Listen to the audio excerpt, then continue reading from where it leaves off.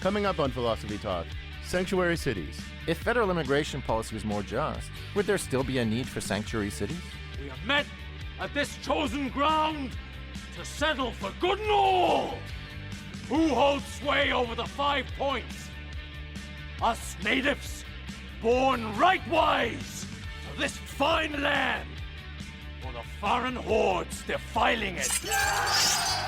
What rights should undocumented immigrants have? Don't sanctuary policies make it hard for the government to do its job?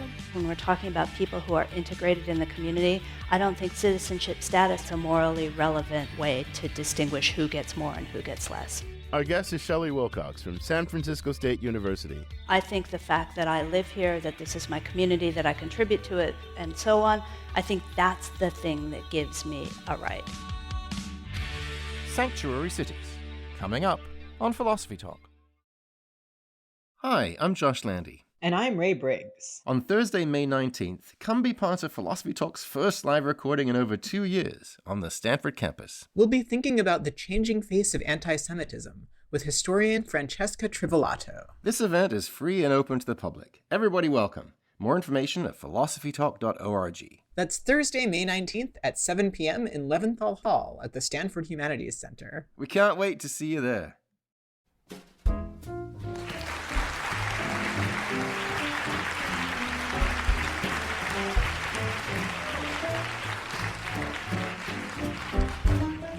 Holding hands at midnight, 'neath the starry sky. Nice work if you can get it, and you can get it if you try. What gives a city the right to offer sanctuary to undocumented immigrants? Can a city ever be justified in defying the laws of the nation? Don't the feds have an absolute right to control the nation's borders? This is Philosophy Talk, the program that questions everything. Accept your intelligence. I'm Josh Landy. And I'm Ken Taylor. We're coming to you from the Jack Adams Hall on the campus of San Francisco State University. Continuing conversations that begin at Philosopher's Corner on the Stanford University campus, where Ken teaches philosophy and I direct the Philosophy and Literature Initiative. Welcome, everyone, to Philosophy Talk.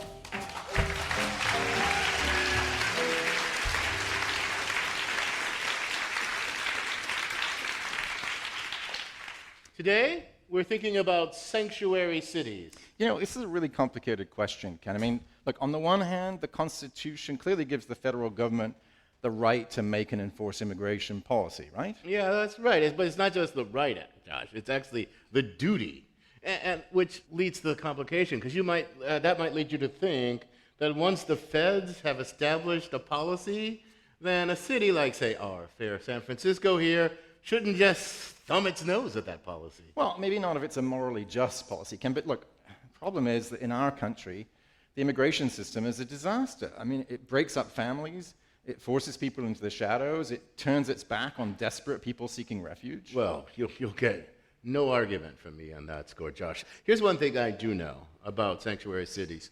They definitely provide a wedge issue that can be exploited by certain demagogues on many different sides of this thing. Well, look, it's unfortunate if that happens, but you have to admit they also do something else. They make our cities more just. Look, immigrants deserve humane treatment, and it's not just about them, it's also about the rest of us. I mean, don't you want our cities to be safer? Nah, I don't want safe cities. Of course I want safe cities. But how precisely do you think that sanctuary policies manage to do all this good stuff? Well, you know, by putting less strain on local budgets, by encouraging undocumented people to come forward and report crimes, by allowing them safe access to education and health care. I mean, come on, Ken, would you really rather live in a city filled with sick, uneducated migrants cowering in the shadows for fear of deportation? God, that sounds like some nightmare scenario.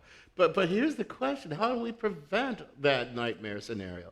Look, okay, sanctuary cities. I mean, come on, you have to admit, at best, they're about as effective at solving our national problem as putting like a Band-Aid over a gaping wound. And at their very worst, again, they just help increase all this division. Well, thanks to those demagogues you were talking about earlier. Well, I agree it's thanks to the demagogues, but here's the sad fact.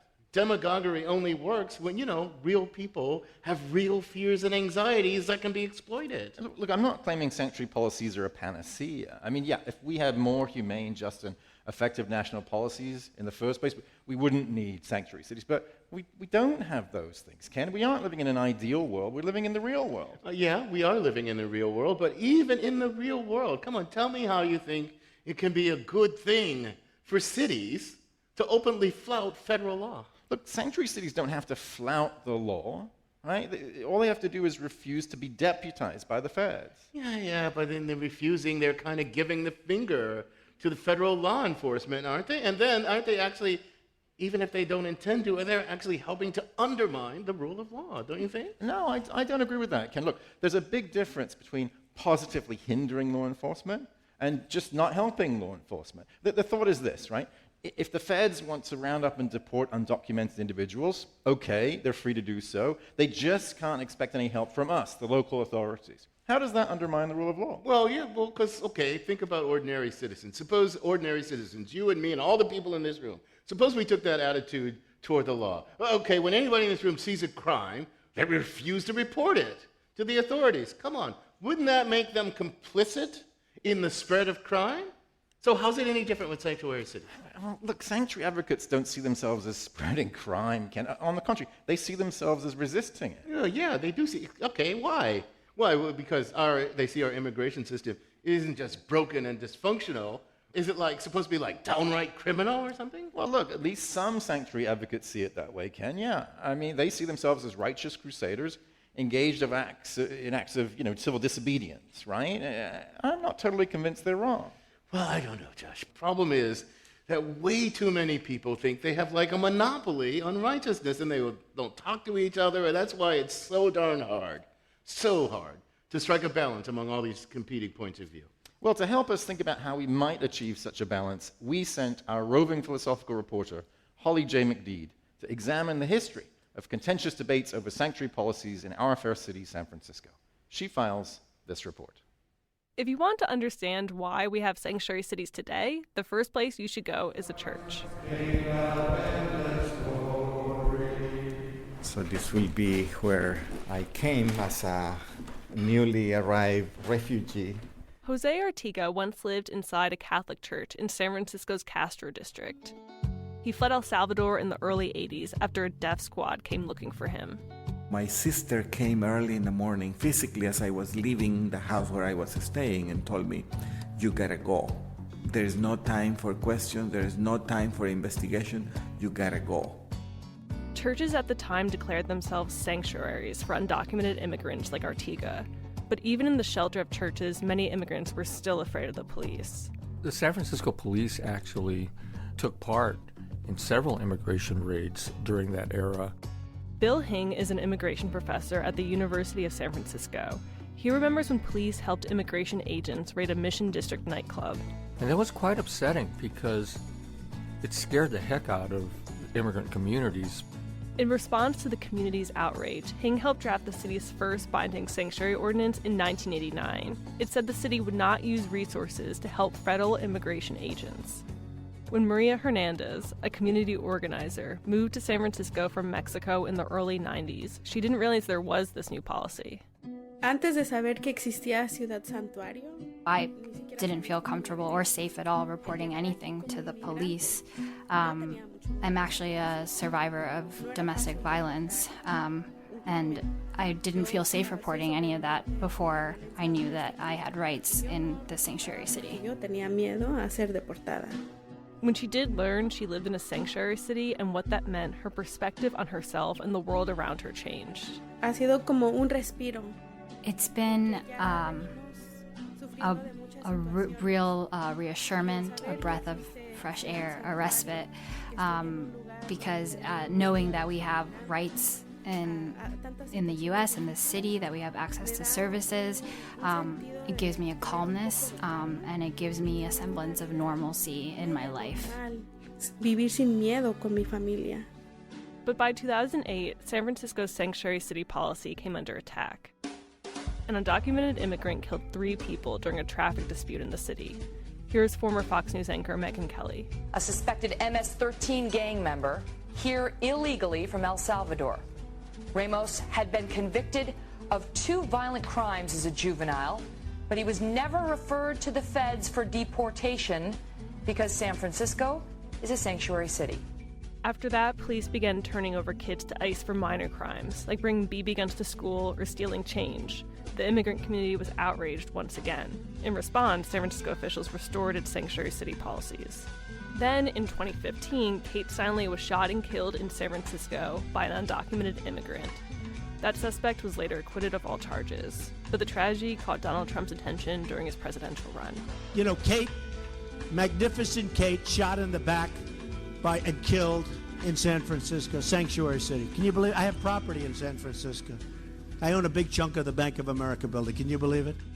When Vicki Hennessy ran for sheriff that same year, she promised to cooperate more with ICE, and she won on that platform. But the immigrant community pushed back.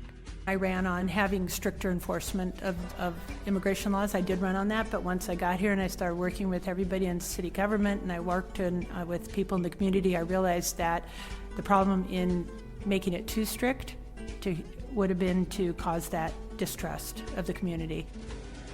In the past, San Francisco politicians and officials criticized part of the city's own sanctuary policy. That doesn't happen anymore. At least for now, those threats are coming from the feds. For Philosophy Talk, I'm Holly J. McDeed. Thanks for that nuanced and subtle piece, Holly. That was terrific.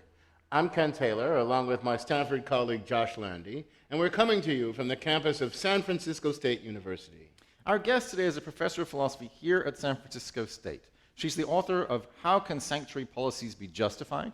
Please welcome to the Philosophy Talk stage, Shelley Wilcox.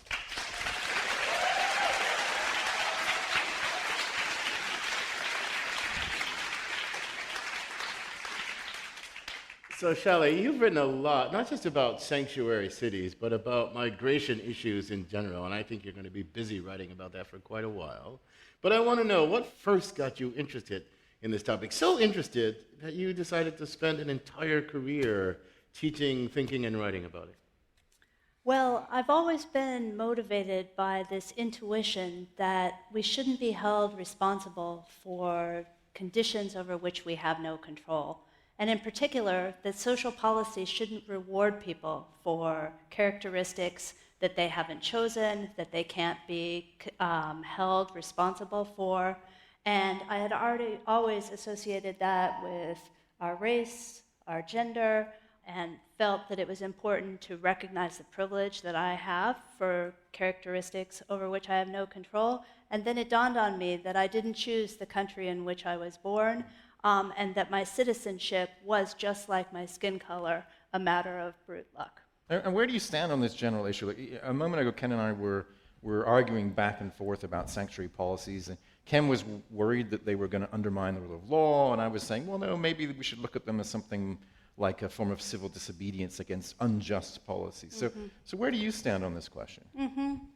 Well, I heard you mention that sanctuary policies can promote the good of public safety, and I think that's true. However, I think even though some sanctuary policies certainly do express an attempt to achieve some resistance to federal immigration policy, I think it's a mistake to think of them as civil disobedience. Part of the problem with that understanding, even though we can see municipal sanctuary policies growing out of the private and religious sanctuary movement, the issue with sanctuary policies is they're just not illegal. So they may, in part, express opposition, certainly, to federal immigration policies. But they don't count technically as civil disobedience. That's exactly right. So they're not illegal. So not aiding the feds is not illegal. I mean, That's right. One doesn't have a positive duty under law, I That's guess, right. to aid the feds. But I still wonder, though, you don't see any thought that they're in some ways undermining the rule of law? Take if none of us were willing to report crime on the street, right? We're not violating the law, right? But aren't we undermining the law in some ways? But that's precisely, I think, the issue with sanctuary policies. Those that attempt to rule out enforcement partnerships between ICE and local communities, they want to make it possible for local law enforcement to do their job, to enforce the rule of law without having their resources diverted for federal. I get that, and Josh said something like that, right? How does it make our city safer? By not straining budgets, on local money on federal priorities. Let the feds take care of this. But by not aiding law enforcement, not aiding the police, not being willing to testify, okay, the police can go investigate. They don't need my testimony. Aren't I undermining the police somehow? And I also wonder whether it depends on what we're talking about, because in the instance we've been talking about, we're just not helping, right? Our local law enforcement isn't going to help you do immigration policing. But, it can also have things like, we won't let ICE into hospitals. We won't let ICE into schools. We won't let ICE into courthouses, right? We can have, we're not going to report. Or you could even go as far as, one local mayor warning a community when ICE was on the way. That's right. So it seems like there's a spectrum of different attitudes. Is there any point at which it becomes civil disobedience, where you're actually... Okay. I think you're right. There's absolutely a gradient between those policies which absolutely do not infringe or impede federal immigration enforcement and those that may attempt to do so explicitly. I think even on that end of that gradient, we still shouldn't call them civil disobedience. We should instead look at those policies as a form of collective resistance. Okay. So we might have a broader definition that involves resisting, expressing opposition to, attempting to protect people from, without also saying that the way to get those points across is by violating a law, to draw attention to it and to try to convince other people to change it. This is Philosophy Talk, coming to you from San Francisco State University. Our guest is SF State philosopher Shelley Wilcox. Do localities have a duty to aid federal authorities? Are sanctuary policies a legitimate form of civil disobedience or resistance? Or do they only serve to undermine the rule of law? Resistance to federal policy, futile or effective, along with questions, effective questions, from our live audience when Philosophy Talk continues.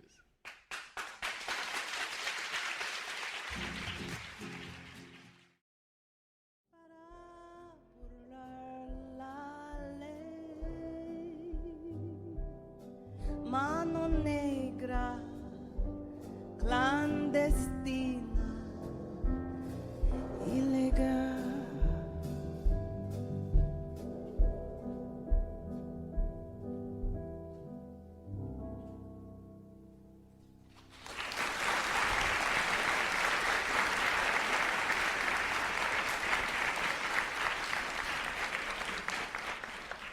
Thanks once again to our musical guests, the Tiffany Austin Quartet. This is Philosophy Talk. I'm Josh Landy. And I'm Ken Taylor. Our guest is Shelley Wilcox from San Francisco State University. And we're talking and thinking about sanctuary cities. Are sanctuary cities a good or a bad thing? Do they help us achieve less broken national policies? Or at least more humane local outcomes? Join the discussion by stepping up to the microphone in front of the stage. So Shelley, I want to think about this thing you were saying more, opposition. Local opposition, whether in the form of civil disobedience or some other kind of opposition. Look, the federal government is democratically elected. It has the sole constitutional right to set policy, immigration policy for the nation. So I'm not quite sure how to think about a city that says to itself, you know what, that policy is screwed up. The way to change the policy, you want to think is, well, elect people, send them to Congress, have Congress debate it. What's with this saying, oh, well, I'm not going to help you, I'm going to oppose you? I mean, what's with that? How should I think about a city relative to, Sure.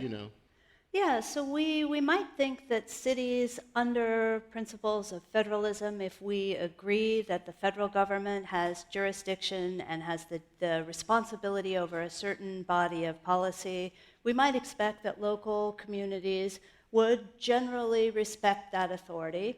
Now, I've already said that I don't think that all sanctuary policies impede federal immigration control. But let's assume that we're talking about one that may actually infringe and is really taking a moral stand against federal migration policy. In that case, like I was saying, we might think that generally speaking, right, if a federal policy is imperfectly just or minimally unjust, then we would like to see people take ordinary democratic channels to make a change. But when a certain threshold is met of serious injustice, then I think we're looking at a different sort of situation. And maybe is there also a worry about democratic deficit? I mean, we're talking about a case in which these decisions are reached through standard, democratic channels. But what if it's a series of executive orders, right? What if you have 82% of the population favoring a path to citizenship, but that's something that, because of the way our Congress is currently constituted, can't get done? What if people feel, well, actually, these weren't democratically decided upon decisions? Well, sure, that's part of the calculation here. Because the local policies, right, we expect that they're going to arise from democratic participation. And it is the case, right, that local communities ought to have some legitimate say in federal policy. And it's true, I think, under executive orders, which have been dictating much of migration policy, that isn't currently the case. So I'll give you a clear case in which I think I could see a kind of civil disobedience or oppositional resistance of the sort as perfectly legitimate for a conscientious citizen. I mean, go back to the Reagan refusal to accept these refugees from Central America. There's a reason why they refused to accept those refugees, because they would have to have admitted that they were like fleeing war. But our involvement in the war against the Contras and all that was a secret. It was a secret war, so they couldn't, their policy couldn't stand the light of publicity. So that was completely illegitimate. It was an abandonment of democratic principles and all that. I totally agree with that. A conscientious citizen ought to have been on the barricades trying to resist that. Totally agree. But just take a complicated country like the United States, in which citizens are bitterly divided over this thing, and try through their legislative process to get a comprehensive immigration reform, and they fail, and they fail, and they fail. And what stands is some kind of rough equilibrium among the citizens divided. That may be dysfunctional, it may be broken, it may in some ways be unjust, but it seems a little odd for each jurisdiction to say, well, I'm going to pursue the path of justice and forget this democratic deliberation. I mean, what do you think about that? Yeah, I mean, I think that these things can happen on parallel paths, right? I mean, we certainly could, and people are, right, agitating and fighting for fair immigration reform. At the very same time, there are members of our community, right, and some of whom have every legitimate moral right to be present in the community, who are being arbitrarily deported in ways that tear apart families, that take children away from their parents, right, that reject people who have spent their entire life growing up in the United States. That's the kind of thing I think we should stand for. I don't think that necessarily means that we shouldn't also be working to try to reach a more just overall comprehensive immigration reform. Right, because I like the way you put that. You don't have to say open borders, let anybody in who wants to. It's a question of, well, how are you running this immigration policy, right? You don't let everybody in, but on what basis are you making the decision? Ken was saying the way that Reagan was making that decision clearly wasn't just. Yeah. Right? It was arbitrary, as you were saying. It wasn't arbitrary, it was evil. Well, fair point. It was worse than arbitrary. And we more recently we've seen Muslim bans, and we've seen a kind of pressure put on asylum seekers, and no distinction made between asylum seekers and economic refugees and so on. And so it seems like there really should be a distinction between just wanting to keep immigration at a certain level on the one hand, and on the other hand, having these arbitrary discriminatory policies and unnecessarily cruel methods of enforcement. Yeah, that's right. I think it's important, too, to keep in mind that we might have a conversation about border policy and immigration reform, but when we're talking about sanctuary cities, we're talking about people who are here. So the questions might be a little bit different. Well, that's certainly true. You're listening to Philosophy Talk. We're talking about sanctuary cities with Shelley Wilcox in front of a live audience at San Francisco State University. And we'd love to have questions from that audience. Welcome to Philosophy Talk, ma'am. What's your comment or question? Hi, my name is Megan. I'm from Sunnyvale. And my question was, so sanctuary cities seem like they're a good idea when you're trying to control local issues, because who would know best of how to govern local issues than people who are currently there, as opposed to the federal government, which could be distantly away. But what happens, like, is there a critical difference in the permissibility if the sanctuary city is like area that's like a port or like on the edges of the country where people are entering, as opposed to places that are like more internal in the U.S. You mean like in Texas as opposed to Wyoming, or something like that? Or it could be San Diego. Yeah, Right. yeah. So what do you think, Shelley? Yeah. So could you tell me why you think there might be a difference? Well, because in areas where the more immigrants are entering, they would have a larger role in affecting immigration policy. Okay. Yeah, and you might worry about incentive, right? You might Yeah. think, well, look, this is a good place to come because you get good treatment, and I mean that's something that's brought up. I'm not endorsing that. That's a Republican line. That's a Look, Republican line. And look, I think I don't credit our president with many coherent thoughts. Yeah. Let's just say that. I try to be nonpartisan, but I don't. But one thing I heard him say, I don't think he has a really well thought out line, but there is a germ of a thought there. He says, look, Democrats are for open borders. Well, most Democrats aren't. Some are, but most Democrats aren't. And he says, if you're for open borders, you don't have a country. Now, what's the kind of seed of a coherent thought? What is a nation? It's a polity, cooperative things, bonding together for shared life. And as any kind of living thing, it's a homeostatic thing. It does self-preservation and self-replication.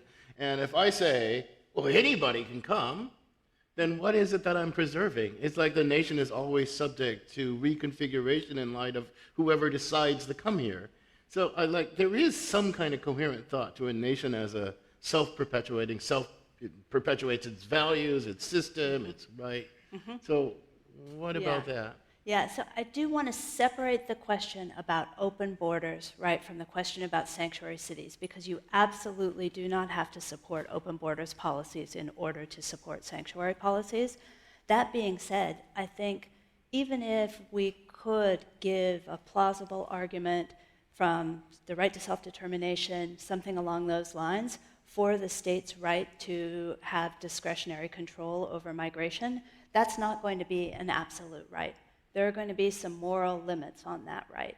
Especially if, as Megan says, it's a border town, where you might worry that decisions made by the locality are going to influence the nation as a whole, more than if it's a city in the center of the country. I mean, I take it that's part of the concern. What do you think about that thought? I mean, if the concern is that sanctuary policies, particularly on the border, incentivize migration, I think that the situation is much more complicated than that. There are many causes, both domestic demand for labor, a legitimate desire to live with one's family, conditions in sending countries, that I think have a lot more to do with creating and perpetuating migration flows than does anything like a sanctuary policy, regardless of whether it's in El Paso or whether it's in San Francisco. Welcome to Philosophy Talks here. What's your comment? Good evening. My name is Mohammed Ahmed Sufi, and my question is for Professor Wilcox.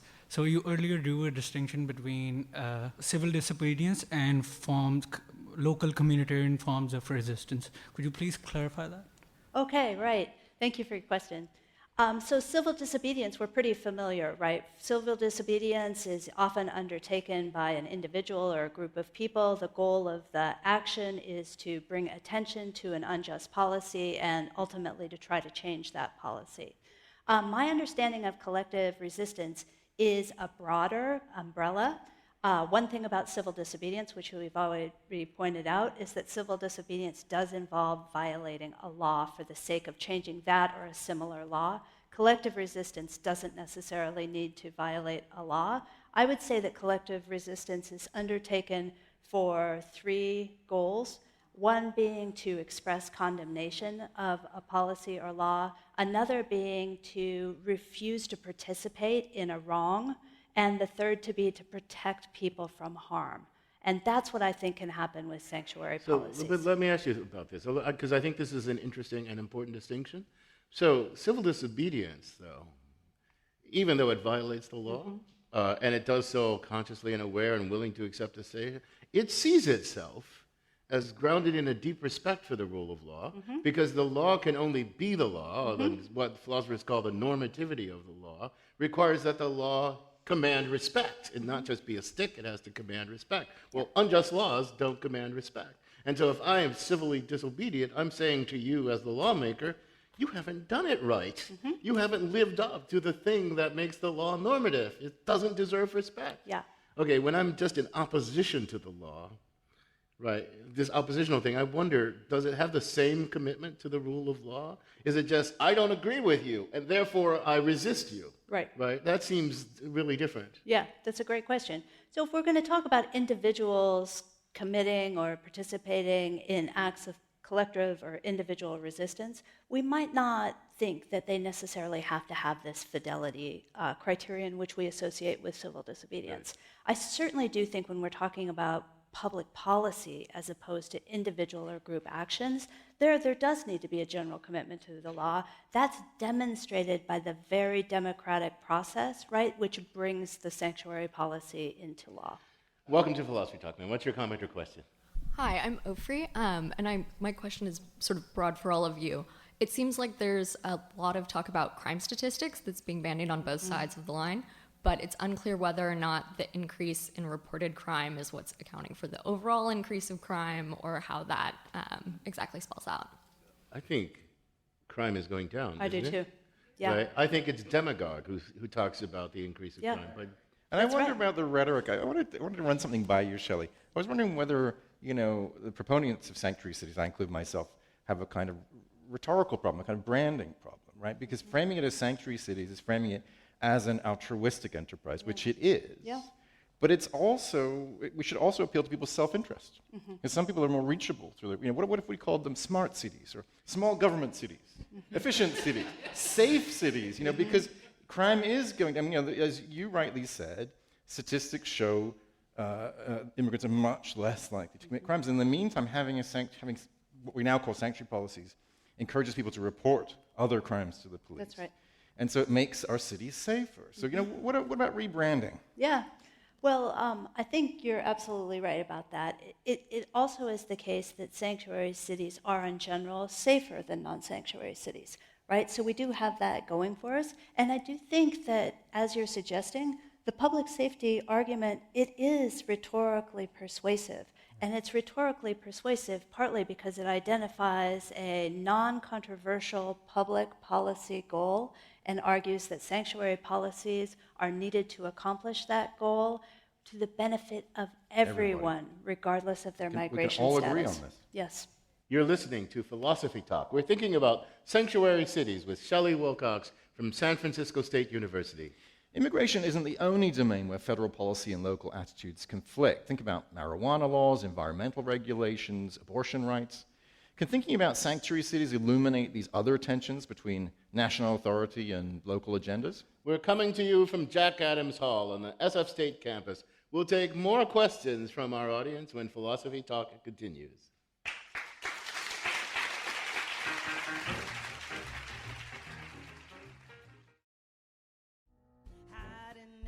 Shadows, you're so scared you want to scream, but you dare not make a sound if you want to hold on to your dream.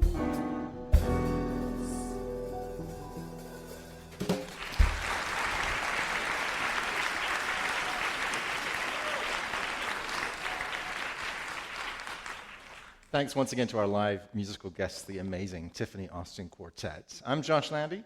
This is Philosophy Talk, the program that questions everything. Except your intelligence. I'm Ken Taylor. We're thinking about sanctuary cities with Shelley Wilcox from San Francisco State University. And we got more questions from our live audience. Welcome to Philosophy Talk, sir. What's your comment or question? Hi, my name is Cameron Miller. I'm a student at SF State, and I was wondering, what do you think would happen if every city became a sanctuary city? The world would be a better place. But let's follow up on that question. Josh said that if we had a sane, humane, effective immigration policy, we wouldn't need sanctuary cities. Do you agree with that or not? Yes. So, in the best world, there wouldn't be this tension between national policy and local, right? Isn't that right? In order to defend sanctuary policies, I don't think we necessarily have to argue that the state does not have a right of any kind of immigration enforcement.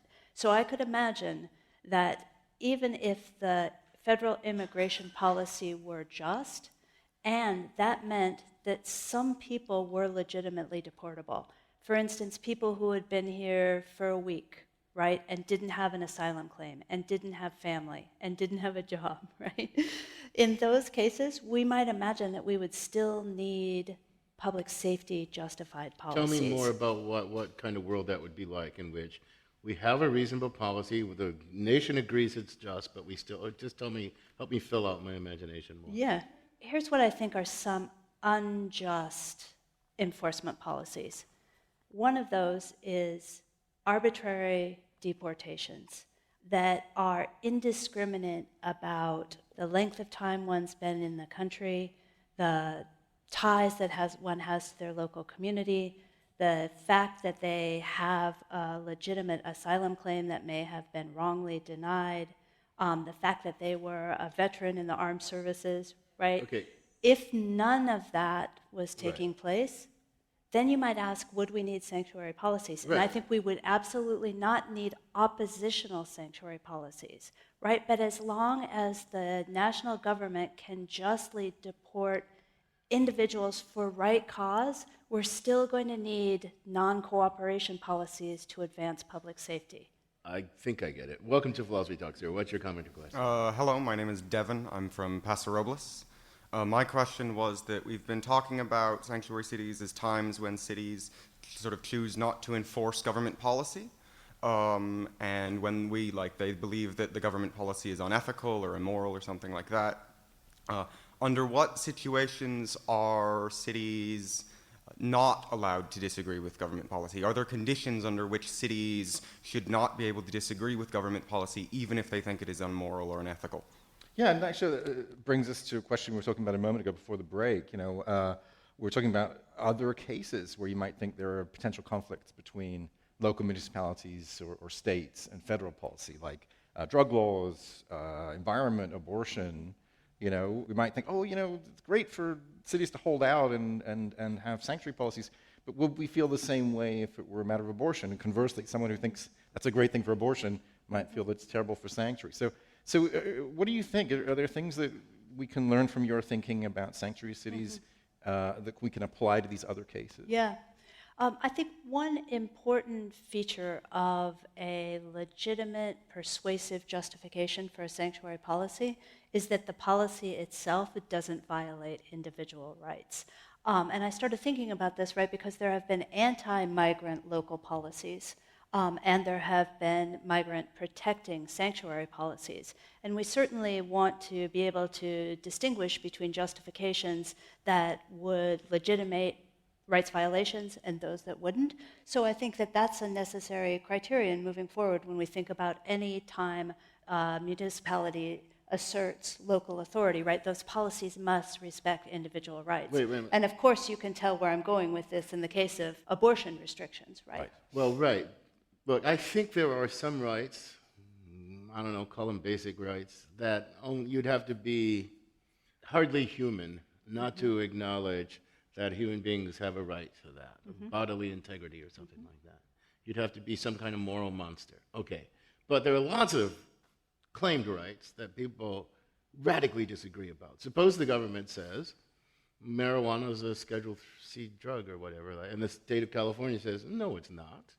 And, the federal government says war on drugs. California says, no war on drugs. I mean, that's a contentious thing. Help me think about when it's not so obvious. I said in the opening, and I believe this, everybody thinks they have a monopoly on righteousness. When it's not so obvious. I do. I know. When it's not so obvious where the righteous thing is, and we've got these conflicting sources of government power and authority. Help me think about that. Yeah, I mean, there we would have to look at the particular arguments, right? So we really want to look at why it is that the local body is asserting authority or denying federal authority. So, with sanctuary policies, we're looking at the particular arguments, and we'd have to look at the argument. So we have to get really down in the weeds, is what you're saying. I mean, and the rights arguments are really complicated, right? Because you might think, reasonably, that security is a basic human right. And you might also think that an undocumented immigrant not living in a sanctuary city might have officially the ability to have security, but in practice, they don't really have that. They don't have access to that right. So is that just over subtle argument, or do you think that's an important piece of this puzzle? I actually do think that's an important argument, and it extends beyond the right from physical security to other constitutionally protected rights, like a right to public education, the right to emergency medical care, right? So as long as officials who are working in emergency rooms, or school administrators, or teachers, or doctors, right, have the authority to be operating as ICE agents, then people's rights to those services will be denied. Welcome to Philosophy Talk. What's your comment or question? Hi, my name is Eric, and I was born in Walnut Creek. At the top of Philosophy Talk, Professor Wilcox, you talked about how we have this privilege as citizens that I had no say in where I was born, and yet that gives me so much in common with someone maybe in Indiana who I have never met, as opposed to the people who I live with and I see every day, who I share my entire community and our environment with, and everything except that accident of citizenship. Mm-hmm. And so how can it not then be an imperative to reach out to the people in my own sphere, in this circle? And maybe I can't act in conjunction with someone in Indiana, but I can act in the best interests of my own neighbors. How can that not become paramount? Yeah. Good question. Yeah.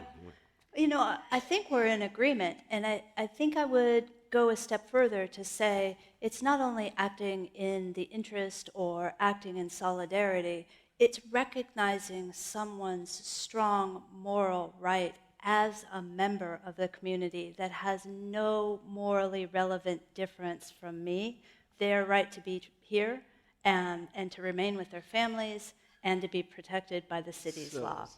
But let's push back on this just a little bit to take Eric's question in a slightly different way. Look, the world has a huge migration problem. Mm-hmm.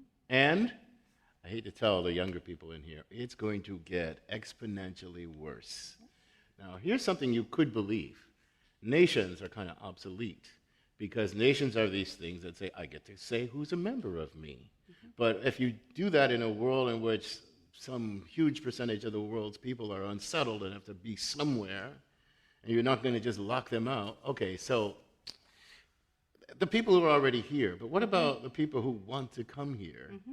How much do I owe them, right? Especially when it's like a lifeboat situation, right? Where huge swaths of the earth are not going to be fruitfully habitable.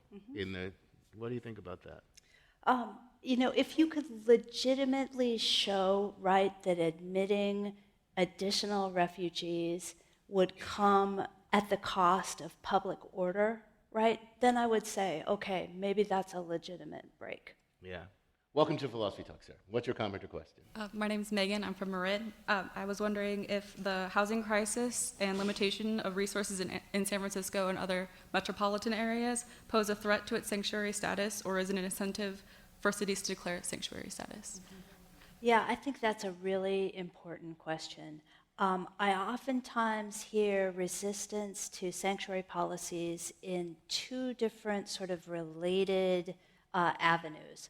And they're concerns about fairness, both of them. One's a concern that some authorized migrants, right, have waited in line and unauthorized migrants are skipping the queue, and so that's unfair. But I also hear this concern about resources being limited and sort of presumption, right, that we ought to take care of our quote-unquote own first. I think that resources are as limited as we as citizens allow them to be, right? So these are political decisions. There is not a lack of money in San Francisco, right? It's a lack of political will, right? I also think, as I sort of intimated, I think undocumented individuals who are part of our communities have every bit as much right to whatever resources are being distributed as I do. I don't think the fact that I happen to be born in the United States is magic. I think the fact that I live here, that this is my community, that I contribute to it, and so on, I think that's the thing that gives me a right. So whatever limited resources they ought to be divided fairly, and I don't think citizenship status, when we're talking about people who are integrated in the community, I don't think that's a morally relevant, legitimate way to distinguish who gets more and who gets less. So, Shelley, This has been a great conversation, but give me one last bit of insight, one takeaway that you'd want to leave us with. The takeaway is that there are a number of excellent arguments for sanctuary policies, some of which depend on arguments for the common good, some of which depend on arguments that appeal to individual rights. So on that optimistic note of philosophical wisdom, I'm going to thank you for joining us. It's been a great conversation. Thank you.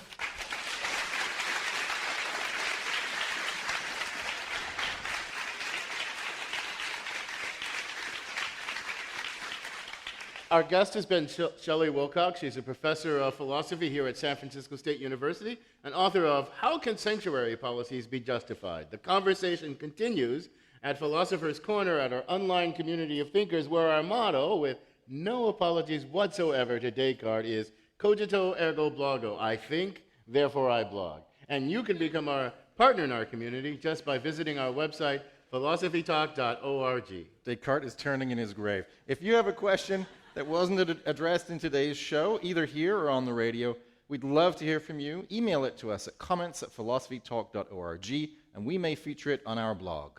Now here's a guy who finds his sanctuary in rapid talk. It's Ian Scholes, the 60-second philosopher. Ian Scholes, the more I learned about Canada, the less cool Mounties came to be. The image I had was Sergeant Preston and his amazing dog King roaming the wilderness looking for trouble, usually in the form of some owl hoot stealing a prospector's nuggets.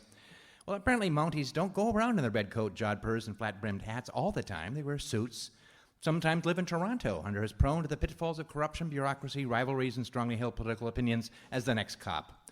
One of the problems I have with ICE is I see them as sneaky guys, hiding in full riot gear in the Hall of Justice hallways. Some guy with a Spanish surname comes charged with a traffic violation or murder. ICE is there, checking out witnesses, the friends and family, snatching them up if they're illegal and shipping them back to Guatemala. Well, so-called illegal immigrants come in kinds. People who just snuck in, people who came in to work with their cousin looking to work construction under the table, farm workers, dishwashers, cleaning ladies, maids, drug smugglers, yeah, some problems. But where do we get cash, only cheap labor without aliens? Just on my block, I got trash hauling next door and concrete pouring 4 doors down. I bet at least some of these workers are not actual citizens of this proud nation. There's your crime wave, America. Go get them, ICE. Why sanctuary cities? Well, ICE gets in the way with their raids and self-importance and whatnot of local cops trying to do their jobs. They have better things to do than hold your water, ICE. They got killers to bust, speeding tickets to issue. How are we going to get them to trial when the witnesses don't show up because ICE is checking everybody's papers in the hallway? Then there was a Catherine Steinle shooting in San Francisco back in 2015. Illegal immigrant Jose Garcia Zarate was acquitted of murder and manslaughter charges, so legally, he was just another idiot with a stolen gun, citizen or no. He said he just found it on a bag on a bench, and when he picked it up, it went off. The gun itself had been issued to a Bureau of Land Management agent and stolen from a backpack in his car. So sue him, I say.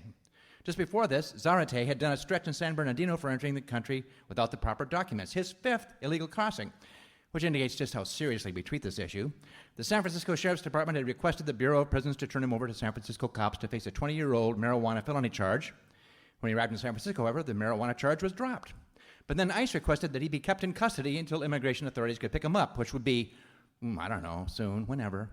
Now, San Francisco as a sanctuary city would only detain if the immigrant had committed or was wanted for violent felonies. Zarate had neither and was released in April 2015. The shooting of Catherine Steinle happened on July 1st. The county sheriff lost his job because of all this. Ted Cruz thumped for Kate's Law because of it, which would have outlawed sanctuaries, but it never went anywhere. And Zarate was also acquitted of gun possession charges because, according to his testimony, it went off when he picked it up, and he threw it into the bay. Does a couple seconds count as possession? He's still in prison, though, on more federal charges, which means he, too, like so many others, has not yet been deported. So who wins? Not Catherine Steinle. But it must be said, sanctuary cities do not offer sanctuary in the sense that you can hide in the church from the angry mob or posse or zombies. This is fodder for turf wars in the great game of law enforcement. Who gets money? Who gets the jails? Who gets the armored vehicles? Who gets the snazzy new bulletproof uniforms? Most important, who gets the guns? Well, everybody, I guess. Everything else is just cheap labor, cash in the barrelhead. Shh, don't tell the tax man. So will ICE ever get a TV show like the FBI or DEA or Scotland Yard or SWAT or Cobra or the Mounties? I doubt it. The very name strikes fear into the heart of the guy you're paying under the table to do your drywall. I really don't see the future in that. Don't know where it will end. The illegal immigrant population is plummeting, partially thanks to Trump's half-baked efforts. So cheap labor is growing scarcer, I assume. I don't think any of us, not even sanctuaries, can afford a home remodel right now. I gotta go.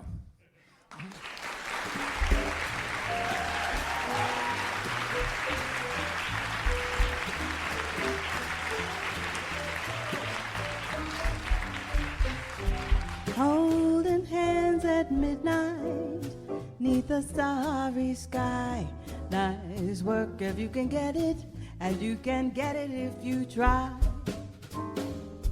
Philosophy Talk is a presentation of KALW Local Public Radio San Francisco and the trustees of Leland Stanford Junior University, copyright 2019. Our executive producer is Tina Pamantuan. Special thanks to Merle Kessler, Momo Kata, Conchita Perales, Kevin Fields, and April Rudnick. Thanks also to Astrid Svendorter, Jean Waller, Arazu Islami, the SF State University Philosophy Club, the Department of Philosophy, and the College of Liberal Arts and Creative Arts. And thanks to our musical guests, Adam Schumlin on piano, David Ewell on bass, Mark Lee on drums, and Tiffany Austin, the impeccable Tiffany Austin, on vocals. The senior producer of Philosophy Talk is Devin Strolovich. Laura McGuire is our director of research, and our marketing director is Cindy Princebaum. Daniel Brandon is our technical director. Support for Philosophy Talk comes from Stanford University and the partners at our online community of thinkers. The views expressed or misexpressed on this program do not necessarily represent the opinions of Stanford University or of our other funders. Not even when they're true and reasonable. The conversation continues at our website, philosophytalk.org, where you too can become a partner in our community of thinkers. I'm Ken Taylor. And I'm Josh Landy. Thank you for listening. And thank you for thinking. Thanks a lot, folks. Nice work if you can get it, and if you get it, won't you tell me how?